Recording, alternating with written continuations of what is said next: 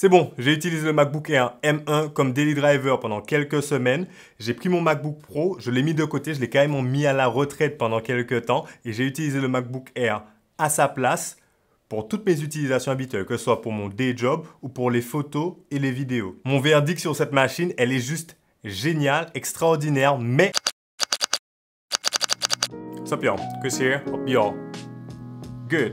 Petite review du MacBook Air M1. J'ai eu le temps de l'utiliser, de le tester au maximum. Alors ce qu'il faut savoir, c'est que je l'ai testé vraiment comme j'utilise un ordinateur de façon générale. J'ai rien fait de moins, j'ai pas essayé de faciliter sa tâche. Et du coup, je peux vous faire mon feedback le plus fiable et fidèle que possible. Au passage, je remercie DigiLife Martinique qui m'a mis à disposition ce MacBook Air M1. C'est pas une vidéo sponsorisée, ils m'ont pas demandé de dire quoi que ce soit à propos de cette machine. Ils m'ont juste mis la machine à disposition afin que je puisse conduire ces tests et vous produire ces magnifiques vidéos que je vous produis depuis quelques temps. Si vous êtes en Martinique ou en Guadeloupe, n'hésitez pas à leur faire une petite visite. D'ailleurs, ils ont un site internet, je vous mettrai ça en barre de description. Allez les voir, ils sont super sympas de toute façon.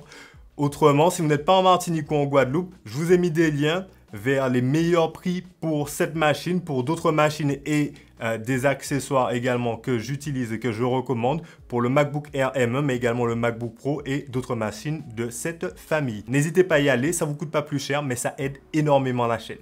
Voilà, c'est dit, c'est fait. On peut commencer. Il faut savoir que de base... je suis un utilisateur du MacBook Pro et je n'ai jamais réellement été attiré par le MacBook Air. Genre jamais en fait. Le MacBook Air, depuis le début, depuis son inception, a toujours été pour moi une machine légère, design assez sympa, agréable à regarder, mais qui a toujours manqué de puissance. C'était la machine par excellence pour faire du travail de bureautique et puis frimer un petit peu, frimer beaucoup même, hein. Et du coup, c'est pour moi le MacBook tout court. Le MacBook 12 pouces faisait énormément sens parce qu'il était, lui, vraiment très portable. Le MacBook Air, surtout depuis le redesign du MacBook Pro en 2016, fait à peu près la même taille et le même poids. Il n'y a vraiment plus de vrai intérêt en matière d'encombrement à avoir un MacBook Air. Donc du coup, le MacBook Air jusque-là, c'était quoi? C'était juste un MacBook Pro moins performant et un peu overpriced. La taxe Apple, vous connaissez? Le principal intérêt du MacBook Air pour moi jusqu'à 2020, c'était sa finition dorée. C'était vraiment le seul truc à stand out et c'est d'ailleurs pourquoi autant de ces MacBook Air dorés se sont vendus. À part ça, aucun intérêt. Avec l'annonce et la sortie du MacBook Air équipé de la puce M1, mes certitudes ont été totalement bouleversées et le MacBook Air a commencé à devenir une hypothèse, un choix, une option plausible. La formule reste pourtant la même, c'est une petite machine au design plutôt sympa, clamshell, qui n'a d'ailleurs pas changé hein, par rapport à la précédente version. Taillée pour les utilisations bureautiques, la navigation internet et la consultation de contenu multimédia, grosso modo. Sauf que cette fois, en installant le même SoC que sur le MacBook Pro, Apple a rendu totalement possible le dépassement de fonctions. Le MacBook Air, je pense qu'il a été conçu comme étant la machine qui te permet de réaliser tes tâches de productivité la semaine, consultation de mails, Excel, Word, etc. Et qui peut potentiellement te dépanner le week-end quand tu fais un peu de MAO, un peu de design ou pourquoi pas un peu de montage vidéo, comme ça, le week-end sur le côté.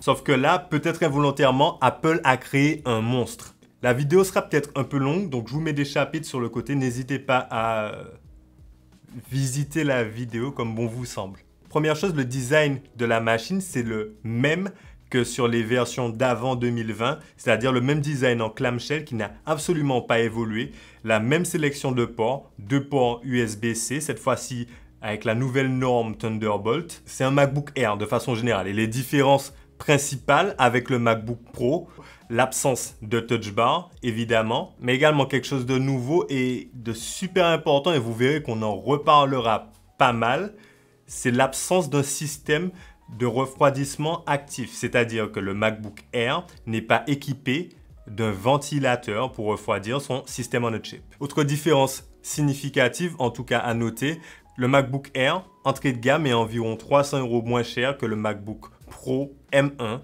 entrée de gamme.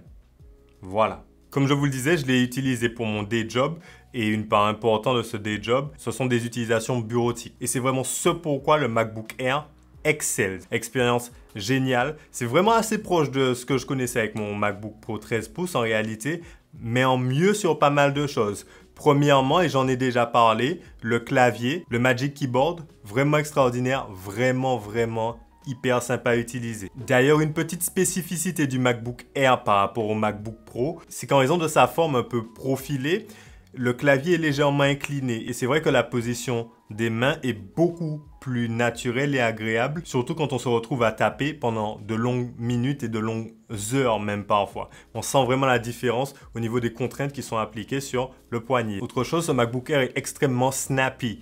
Tout va très vite, les applications s'ouvrent très vite, enfin elles s'ouvrent très vite une fois qu'on les a ouvertes une première fois et qu'elles ont été traduites par Rosetta 2. Pour rappel, le MacBook Air M1 est équipé d'une architecture différente des précédents MacBook Air qui étaient sous Intel et donc étaient encodés en x86. Aujourd'hui, les nouveaux MacBook Air utilisent des puces ARM et les programmes écrits pour Intel doivent donc être traduits pour être utilisé normalement par votre machine M1. Ça se passe une fois, c'est juste la première fois qu'on ouvre une application à chaque fois sur cette machine. Il y a Rosetta 2 qui se déclenche. L'application va prendre un petit peu plus de temps à se lancer. Quelquefois, ça donne une confirmation, d'ailleurs, une petite information, Rosetta 2, je sais pas quoi. Et ensuite, l'application se lance, démarre et s'utilise parfaitement normalement. En principe. En principe, parce qu'il y a eu quelques applications sur lesquelles j'ai été obligé de faire une opération manuelle pour que ça fonctionne. Mais je vous en reparle un petit peu plus tard. En tout cas, une fois que c'est fait, les applications de bureautique, par exemple, s'ouvrent très vite, fonctionnent très bien. Aucun bug notoire, en tout cas aucun bug que j'ai pu noter durant mon utilisation. Mais on a vraiment cette sensation que tout est un petit peu plus rapide. Ça ne fait pas réellement gagner du temps dans l'utilisation de tous les jours, mais on a juste vraiment cette impression, enfin l'impression que j'ai eue la première fois que j'ai utilisé un iPad, où tout allait très vite. Côté navigation Internet, parce que je sais que vous ne vous posez absolument pas la question, tout fonctionne parfaitement normalement. D'ailleurs, je suis un utilisateur Chrome, ce qui n'est pas du tout le navigateur le plus efficient sur macOS. Bouffe beaucoup de batterie, utilise énormément de RAM et en plus je suis l'un de ces nombreux utilisateurs, peut-être comme vous, très certainement comme vous, à avoir des dizaines d'onglets ouverts en permanence. Voilà, j'ai du mal à les fermer. Je suis sentimental, mais il a du mal. Et en dépit de ça, tout fonctionne très bien, il n'y a pas de vrai ralentissement. En tout cas, en début de journée, je peux avoir toutes mes tabs ouvertes, pas de vrai ralentissement. D'ailleurs, le module Wi-Fi a été changé sur cette génération de MacBook Air et permet des vitesses de transfert de données beaucoup plus importantes. Et ça a été relativement choquant pour moi, pas en utilisation parce que je ne me rends pas réellement compte de ça. Là où je suis en ce moment, mon bureau est équipé de la fibre et ça va donc très vite de toute façon. Mais j'ai fait un speed test de chez Ookla et j'ai comparé à d'autres machines, y compris mon MacBook Pro, et les vitesses de transfert sont largement supérieures. Est-ce vraiment super utile? Je ne sais pas, mais c'est toujours super appréciable. Surtout quand on doit uploader des vidéos de plusieurs gigas sur YouTube. Sur les autres tâches, de façon générale, ce pourquoi le MacBook Air est fait, tout fonctionne très bien. Mais ce qui est très important pour moi sur cet usage day job du MacBook Air, c'est particulièrement son autonomie. Mais l'autonomie, c'est vraiment le feature qui m'a le plus choqué avec cet appareil. C'est absolument mind-blowing. Je vous donne un peu de contexte. Il m'est arrivé plusieurs fois de partir au travail en oubliant mon alimentation pour le MacBook Air. En n'ayant pas nécessairement la batterie chargée à 100%, je suis parvenu à chaque fois à réaliser une journée complète de travail ou quasiment en alternant des tâches de bureautique, du surf, l'utilisation de Google Chrome, l'utilisation permanente de Dropbox qui utilise beaucoup de batterie, intercoupée de séquences de retouches photos et de montage vidéo. C'est-à-dire que je réussis vraiment à réaliser une journée complète de travail sans trop me préoccuper de la batterie. À partir du moment où je sais que la batterie est à plus de 80%, je vais passer la journée, c'est certain. J'ai mesuré que j'ai réussi à obtenir environ 8 à 9 heures d'autonomie avec cette batterie en ayant une utilisation assez costaud, connectée à la fibre et connectée à certains périphériques Bluetooth. Comme ça. Ah oui, comme on est en 2021, il faut en parler. Beaucoup d'entre vous sont encore en télétravail ou sont encore très régulièrement sur des Zoom calls. Et si c'était tolérable en mars ou en avril 2020 d'avoir une webcam toute pourrie, en 2021, ça devient totalement proscrit, d'accord? Le nouveau MacBook Air M1 comme le nouveau MacBook Pro M1 sont équipés de la même caméra 720p. On n'a toujours pas de la HD sur la caméra. Néanmoins, le traitement de l'image réalisé dans la machine permet d'avoir un flux vidéo beaucoup plus propre, beaucoup plus beau, même en basse lumière. La vidéo c'est bien, le son c'est bien aussi sur un Zoom call. Et Apple a vraiment fait quelque chose d'assez drastique sur son MacBook Air. La qualité de son du micro intégré a radicalement changé. C'est night and day. Ils appellent ces micro studio. C'est peut-être un peu exagéré, mais la qualité de son est quand même vraiment bonne. Pour ce qui est de la consommation de contenu multimédia, on a toujours le très bel écran Liquid Retina de chez Apple. Et non, on n'est pas encore sur du mini LED, mais la qualité d'image est absolument magnifique, même si la luminosité est un peu inférieure à celle qu'on peut avoir sur le nouveau MacBook Pro M1. Elle est bien supérieure à ce qu'on avait sur les précédentes versions de MacBook Air. Un autre gros avantage dans la consommation de contenu multimédia du MacBook Air qui est hyper overlooked, c'est que cette machine ne chauffe pas. Vous pouvez donc regarder le dernier épisode de Game of Thrones, une 20e fois, avec l'ordinateur sur vos genoux, sans qu'il prenne feu. C'est-à-dire pour une machine entrée de gamme, une machine à ce prix, les performances sont vraiment extraordinaires. C'est très rapide, relativement fluide, et moi, ça m'a vraiment permis d'avoir une expérience en montage et en retouche photo beaucoup plus agréable de façon générale. J'ai eu l'occasion sur cette période de monter quelques vidéos pour des clients, quelques vidéos YouTube et de faire pas mal de retouches photos. Et la machine a réellement performé comme il fallait dans l'ensemble. C'est rapide, efficace et l'écran P3, c'est un vrai plaisir de faire de la retouche photo dessus. Pour l'étalonnage également en vidéo, c'est vraiment cool d'avoir d'aussi belles couleurs sur un display. Mais il y a quand même une... Ah merde. Que la lumière soit. YouTube est une arnaque, messieurs, dames. Sachez-le, c'est une arnaque. C'est vraiment génial également d'étalonner des vidéos sur cet écran qui travaille sur la plage colorimétrique P3, c'est-à-dire qu'il peut afficher un spectre de couleurs beaucoup plus large que le sRGB auquel on est habitué. Mais il y a un gros inconvénient à ça. Et vous le connaissez si vous travaillez sur Premiere Pro et c'est encore plus visible avec un écran P3. Ce que vous étalonnez dans votre application Premiere Pro et comment ça s'affiche dans l'application est radicalement différent de ce que vous exportez. Et ça se voit du coup beaucoup plus sur cet écran P3. Il y a une solution à ça, ne vous inquiétez pas. J'ai fait une vidéo à ce propos. Elle est en haut, quelque part, je ne sais pas. Et je l'ai également mis en description. N'hésitez pas à aller voir, ça va vous changer la vie. Moi, ça m'a changé la vie, littéralement. Sapiol, c'est Chris du futur. Je me suis rendu compte qu'il y a peut-être un certain nombre de tests que vous auriez aimé voir, histoire d'un peu mieux comprendre, parce que je peux vous lire des specs comme ça, mais peut-être que l'avoir en visuel, c'est un peu plus intéressant. Donc, j'ai décidé de revenir filmer. Du coup, j'ai décidé de vous comparer le MacBook Air M1 à mon MacBook Pro Intel de 2018, parce que ça va probablement être le cas de pas mal d'entre vous, prendre une décision entre un ancien MacBook Pro 13 ou 15 d'une précédente génération et du coup un nouveau MacBook Air ou MacBook Pro M1. Je me suis dit que ça pourrait être intéressant de comparer les deux et de voir s'il y avait de vraies, sérieuses évolutions.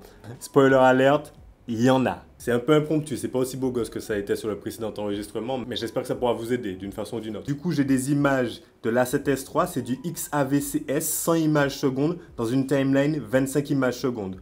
Je vous montre ça. Les deux machines ont le même projet, même timeline et toutes les deux sont réglées sur meilleure qualité. Meilleure qualité, c'est généralement pas ce que vous allez utiliser quand vous faites votre montage sur Final Cut, mais c'est juste histoire de vous montrer l'efficacité du MacBook Air M1 qui n'a pas de drop frame du tout, même en meilleure qualité.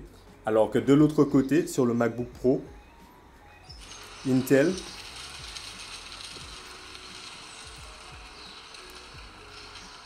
c'est compliqué, c'est très compliqué. Et d'ailleurs, je voulais vous montrer également la température à laquelle fonctionne le MacBook Air. 51 degrés, donc vraiment pas de surchauffe. Quant à côté, juste sur du playback, mon MacBook Pro de 2018, la version haut de gamme du 13 pouces, est déjà à 100 degrés avec le ventilateur qui tourne quasiment au max. Voilà. Donc là, je suis en meilleure qualité. Si je mets en meilleure performance, hop, on va attendre un petit moment, on va lui laisser une chance. Et vous voyez, même en meilleure performance, j'ai encore pas mal de drop frames. Du coup, on va exporter les deux projets sur Final Cut et préparez-vous à avoir une boucherie. On va exporter sur les deux machines en mode YouTube, ok, MOV, résolution 4K, meilleure qualité. On exporte et on voit ce que ça va donner. Et là, vous voyez que le MacBook Air que j'ai lancé peut-être une seconde avant le MacBook Pro, il est déjà à 25% quand le MacBook Pro est à 10% encore. On a un peu plus d'une trentaine de secondes de render. Et c'est terminé du coup pour le MacBook Air M1. Ça aura pris à peu près 1 minute 15. Et là, je suis encore à 34% sur le MacBook Pro. Bon, c'est long. C'est long. Ah, c'est terminé pour le MacBook Pro en 2 minutes 13. 1 minute complète de plus pour le MacBook Pro Intel par rapport au MacBook Air M1. Et je ne sais pas si vous entendez le bruit du coup, mais il est vraiment à fond le MacBook Pro. Il a le ventilateur qui tourne à plein régime. C'est vraiment impressionnant. On a l'impression qu'il va décoller. Alors que le MacBook Air a réalisé la même tâche en 1 minute de moins en étant totalement silencieux. C'est vraiment impressionnant. Comme on est sur du montage vidéo, on va checker rapidement Premiere Pro. Premiere Pro, donc il n'est pas encore optimisé pour les machines tournant sous Apple Silicon. Donc j'imagine quand même que sur ce coup-là, le MacBook Pro devrait tirer son épingle du jeu. Je ne m'attends pas à ce qu'il fasse mieux que le MacBook Air M1, mais je pense que la différence sera un peu moins importante que sur Final Cut qui est optimisé du coup pour cette machine. Alors je vais lancer le même benchmark. Hop. D'ailleurs, petite indication, j'ai lancé les deux en même temps. Le MacBook Air M1 a été un petit peu plus rapide à répondre. Voilà, bon, c'est pas énorme. Et comme je vous le disais, effectivement, Premiere Pro n'étant pas optimisé pour les machines M1, je pense que la différence sera peut-être moins importante. À voir. Première chose à checker rapidement, c'est le playback. Je vais mettre le playback en 1/8 directement parce que je sais qu'avec ce type de fichier, ça risque d'être difficile de toute façon pour les deux machines. MacBook Pro Intel, 1/8, ok pour le playback. On va tenter de lire. Hop.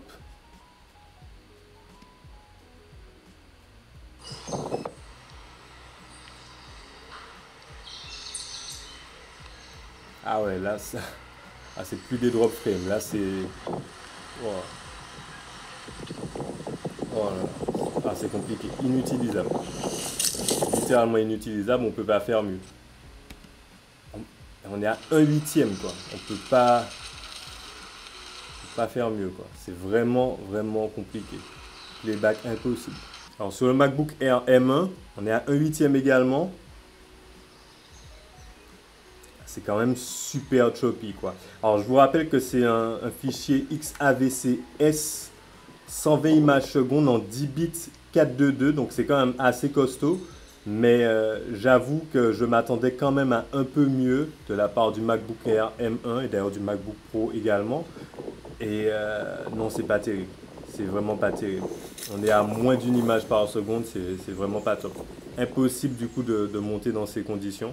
Il faut absolument utiliser des proxys si on veut faire quoi que ce soit sur ces machines, sur Premiere Pro. Bon à savoir. On va quand même tenter d'exporter, mais là du coup je ne me fais pas énormément d'illusions sur les performances des deux machines. Hein. Les deux vidéos, je vais les exporter du coup en YouTube 4K Ultra HD avec le filtre de correction gamma. Je vous en ai déjà parlé de toute façon. Je vous mets le lien en description, n'hésitez pas à aller checker. Donc pareil de l'autre côté, hop, YouTube 4K avec le LUT de correction gamma. Et on lance l'export. C'est parti des deux côtés. Et ça va déjà très vite sur le MacBook Air M1. C'est vraiment impressionnant. Je m'y attendais pas vraiment. Oula. Côté MacBook Pro, ça galère un peu plus. La différence de performance est vraiment terrible. Waouh! Wait, le MacBook Air M1 vient de terminer le render de ce petit benchmark en un peu plus d'1 minute 40. Ce qui n'est pas très éloigné de ce qu'on a vu sur Final Cut. J'y crois à peine, je sais pas. Je pense qu'Adobe a peut-être fait une mise à jour. sur son logiciel Premiere Pro qui le rend beaucoup plus efficace sur Apple Silicon. C'est impressionnant, c'est choquant, c'est absolument choquant. Et de l'autre côté, mon MacBook Pro Intel m'indique qu'il reste encore à peu près 2 minutes de render avant d'arriver au bout. C'est impressionnant. Je pense que l'écart sera beaucoup plus important ici sur Premiere Pro, alors que je pensais que l'écart serait beaucoup plus réduit. C'est choquant, c'est waouh, impressionnant, vraiment impressionnant. Hop, 5 minutes 46, soit 4 minutes de plus que le MacBook Air M1, c'est absolument incroyable. Le ventilateur s'est déclenché avant même qu'on lance le render, juste pendant le playback, le ventilateur s'est déclenché et était à fond pendant tout le render. C'est vraiment impressionnant. L'efficacité de la puce M1 par rapport aux anciennes puces Intel est indéniable. Un énorme merci à mon pote Mathieu Psyché qui m'a fourni les images de son A7S III et de son chat. Je l'ai emmerdé en lui demandant une vidéo, mais il l'a fait, il est super cool. Je vous laisse ses réseaux sociaux en barre de description. Allez le voir, allez le follow, c'est un super vidéaste. Allez commenter son dernier post sur Instagram et dites-lui que vous venez de la part de Just Chris. Voilà. Vidéo c'est fait, on va passer au test qui m'a été le plus demandé très certainement. C'est le traitement de fichiers RAW lourds sur Lightroom. Du coup j'ai été chercher des fichiers assez costauds. J'ai été prendre des sample files de Canon R5. Je les ai pris, je les importe sur Lightroom classique et je vous montre un petit peu les résultats. Ok, donc j'ai importé 46 photos sur Lightroom classique, sur les deux ordinateurs. J'ai pas timé l'import, mais c'est vrai que ça a pris plus de temps sur le MacBook Pro Intel que sur le MacBook Air M1. Au niveau de la navigation, c'est à peu près aussi rapide, il n'y a pas de différence notable. Vraiment similaire. Hop. Très responsive sur le MacBook Air M1. Si je fais la même chose sur le MacBook Pro Intel, vous voyez, c'est tout de suite un peu plus laggy. Ça galère quand même pas mal plus. Alors voilà, j'ai appliqué mon preset Twilight Stroll aux 47 photos et je vais lancer l'export tout de suite. Je prépare mon petit chrono. Hop. Je lance l'export. Hop. Pour le coup, c'est super impressionnant parce que je ne m'y attendais pas nécessairement. Immédiatement après le début de l'export, j'ai le MacBook Air M1 à max up sa température. Il est passé directement à 97 degrés et remonte régulièrement au-delà de 90 degrés. Quand le MacBook Pro Intel a pris pas mal de temps avant d'arriver au-dessus de 90 degrés. Bon, là maintenant c'est bon, il est au-dessus de 90 degrés de façon durable avec le ventilo à fond, mais c'est quand même notable. On va attendre la fin de l'export, je vais prendre un verre d'eau parce qu'il fait très chaud et je reviens vers vous. Ok, donc les résultats viennent de tomber et ça c'est quand même super surprenant. Le MacBook Air M1 a terminé l'export des 46 photos, 46-47, je ne sais plus exactement, en 5 minutes 30 secondes et le MacBook Pro Intel a terminé en 5 minutes et 51 secondes, donc juste 21 secondes de plus. Pas une énorme différence. Le MacBook Pro est quand même le ventilo qui était maxed up tout le long, vraiment.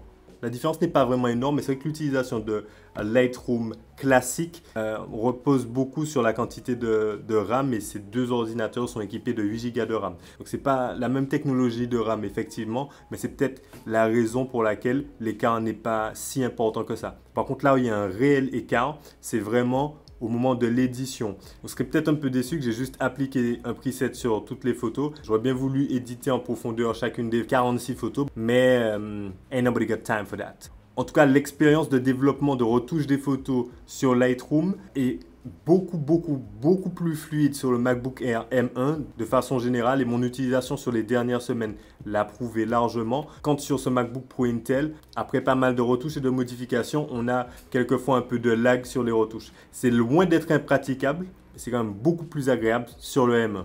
Voilà, c'en est tout pour les quelques petits tests que je voulais vous montrer rapidement un peu à l'arrache. Je vous laisse avec le Chris du passé et désolé pour l'euro. C'est vrai que c'est bien, c'est pas mal dans l'ensemble et ça change pas vraiment le fait que pour moi, de façon générale, le MacBook Air M1 est ma recommandation numéro 1 en matière d'ordinateur portable, de façon générale. Néanmoins, c'est pas un ordinateur exempt de bugs et il y a plein de petits quirks et de petits soucis que j'ai rencontrés en utilisant ce MacBook Air M1. L'un des principaux bugs, l'un des plus agaçants, ça a été au début de l'utilisation des redémarrages intempestifs. Je ne sais pas exactement pourquoi, mais je soupçonne que ça peut venir du fait que j'ai importé mes applications de mon ancien MacBook Pro au nouveau MacBook Pro. D'ailleurs, c'est quelque chose à quoi vous devez vraiment faire attention, notamment pour les applications de la suite Adobe Creative Cloud. Il est extrêmement important de ne pas les importer de votre ancien Mac Intel à votre nouveau Mac M1. Absolument pas. Si par mégarde vous l'avez fait, vous rencontrerez quelques difficultés, particulièrement avec Photoshop et avec le Creative Cloud Desktop App. Ce qu'il faut faire, c'est simplement utiliser le cleaner qu'Adobe vous met à disposition. En tout cas, c'est un problème particulièrement emmerdant, surtout quand on ne l'a pas identifié. Autre petit problème qui n'en est pas vraiment un, c'est l'utilisation de la RAM sur cette machine. En fait, ce qui se passe, c'est que la machine est tellement performante qu'on en oublie qu'elle n'est montée qu'avec 8 Go de RAM. Alors attention, 8 Go de RAM de cette mémoire unifiée qu'on a sur le SoC M1, ça ne fonctionne pas comme 8 Go de RAM amovible qu'on connaît habituellement sur d'autres machines. Néanmoins, ça reste 8 Go et le MacBook Air se retrouve régulièrement à devoir faire appel au swap. Les SSD modernes sont très rapides, donc en l'occurrence, le swap fonctionne relativement bien, mais c'est vrai qu'il y a une utilisation assez importante du swap. Néanmoins, j'ai testé, j'ai comparé. Cette machine est plus ou moins un clone de mon MacBook Pro 13 pouces et c'est vrai que l'utilisation du swap est relativement similaire. Il n'y en a pas vraiment plus en réalité. Mais on tend quand même à oublier qu'elle ne fait que 8 Go. 8 Go, ça se sature quand même super vite. Il peut être pertinent du coup de réfléchir si on en a la possibilité à un upgrade vers 16 Go de RAM. Et parmi les défauts de cette machine, il y a également ceux auxquels on pouvait s'attendre de base. Sauf si on se voilait la face un petit peu. Par exemple, l'absence de ventilateur. Je disais dans une précédente vidéo qu'on aurait peu de chances d'arriver aux limites thermiques de cette machine. En réalité, ce n'est pas exactement le cas. Je m'explique. De façon générale, mon utilisation habituelle ne me conduit quasiment jamais à atteindre des températures excessives sur cette machine. Néanmoins, quand je fais du montage vidéo, et parce que mon style de montage vidéo et les logiciels que j'utilise en demandent beaucoup à la machine, quand je monte du multipiste en 4K avec des sources audio externes, des effets After Effects et plusieurs niveaux de color grading, effectivement, on arrive parfois un peu de surchauffe. Effectivement, également, le playback en full time devient quasiment impossible. Il y a quand même fort à parier que ça aurait été relativement similaire sur un MacBook Pro 16 pouces. C'est quand même bon à noter parce qu'il y a eu tellement de vidéos donnant l'impression que cette machine pouvait absolument tout faire. Elle peut en faire effectivement beaucoup. Elle est beaucoup plus puissante que ce qu'on a l'habitude de voir dans cette tranche de prix. Mais elle a quand même des limites. Je vous parlais de Premiere Pro, effectivement, le logiciel d'Adobe n'est toujours pas optimisé pour travailler sur les machines avec une puce ARM, pour l'instant. En tout cas, Adobe travaille dessus apparemment et ça devrait sortir un jour. Il y a une bêta qui est sortie, je n'y ai pas accès malheureusement. Une fois que j'y ai accès, je testerai avec plaisir et je vous donnerai mes résultats. Quoi qu'il en soit, Premiere Pro, c'est mieux, c'est pas parfait, mais c'est mieux. Final Cut, par contre, aucun problème. Final Cut est optimisé sur ces machines. Il n'y a du coup aucune difficulté à faire vos montages sur ce logiciel et à render extrêmement rapidement avec. J'ai également noté quelque chose d'un peu plus particulier, un peu plus surprenant. Je me suis rendu compte qu'après de longues journées de travail, particulièrement des journées avec une utilisation très intensive de programmes assez costauds, la machine a tendance à ralentir quand même pas mal. C'est vraiment notable. C'est loin d'être totalement handicapant et on peut encore travailler relativement normalement dessus. Mais par exemple, l'export d'une vidéo peut prendre beaucoup plus longtemps qu'à l'accoutumée. Je ne sais pas exactement à quoi c'est dû. Il y a une multitude de raisons possibles et probables, Mais ce dont je me suis rendu compte, c'est qu'il est assez simple de retrouver ses performances. Simplement, shut down la machine un petit instant, la redémarrer et on revient à des performances parfaitement normales. Néanmoins, je ne pense pas que ce soit parfaitement normal. Je pense que c'est un problème qui sera probablement adressé au cours d'un software update prochainement. Who knows? Et puis autre sujet assez brûlant, le sujet des 7 cœurs graphiques. Sur mon utilisation, j'ai rarement maxed out les 7 cœurs graphiques de cet ordinateur. C'est pas vraiment le goulot d'étranglement et je pense que l'extra qu'on doit payer pour obtenir les 8 cœurs graphiques ne vaut pas nécessairement le coup. En revanche, et c'est la petite section guide d'achat pour le coup, je pense que les upgrades qui sont pertinents sur cette machine, c'est l'upgrade de la RAM si on sait qu'on doit faire un peu de montage vidéo et c'est d'ailleurs quasiment le seul cas dans lequel je pense qu'il est pertinent de faire un upgrade à 16 Go sur cette machine et également l'upgrade du SSD parce que 256 Go aujourd'hui en 2021 c'est juste pas suffisant. Ah oui, et j'en ai pas parlé, mais le plus gros défaut de cette machine, le truc absolument insupportable, ce sont les 2 ports USB-C sur le côté gauche.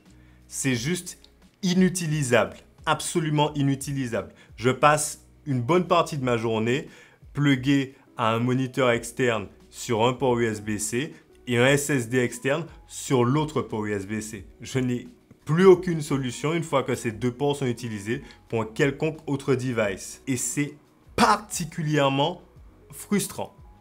Voilà.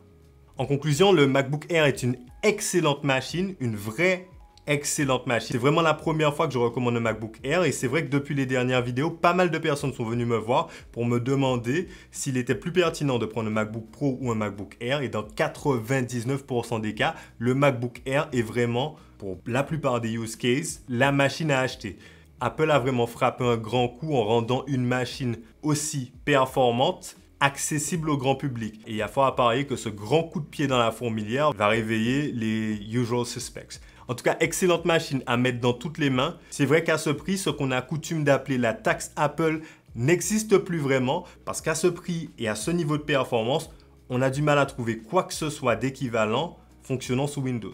Merci d'avoir suivi cette vidéo. J'espère que vous en avez appris un peu plus sur le MacBook Air M1. Si vous comptiez l'acheter et que vous êtes convaincu ou pas du tout, n'hésitez pas à me le dire en commentaire. Si vous êtes en Martinique ou en Guadeloupe, n'hésitez pas à passer par DigiLife. Leur site internet est en description. Autrement, j'ai des liens en barre de description avec les meilleurs prix pour cette machine. N'hésitez pas à aller les consulter. Alright, c'est tout pour moi. Likez cette vidéo, abonnez-vous, activez la cloche des notifications si vous voulez voir plus de vidéos de ce type. Ici, on parle tech, photographie, filmmaking.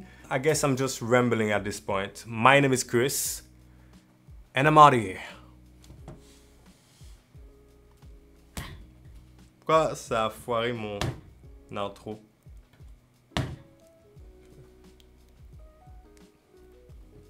Au revoir.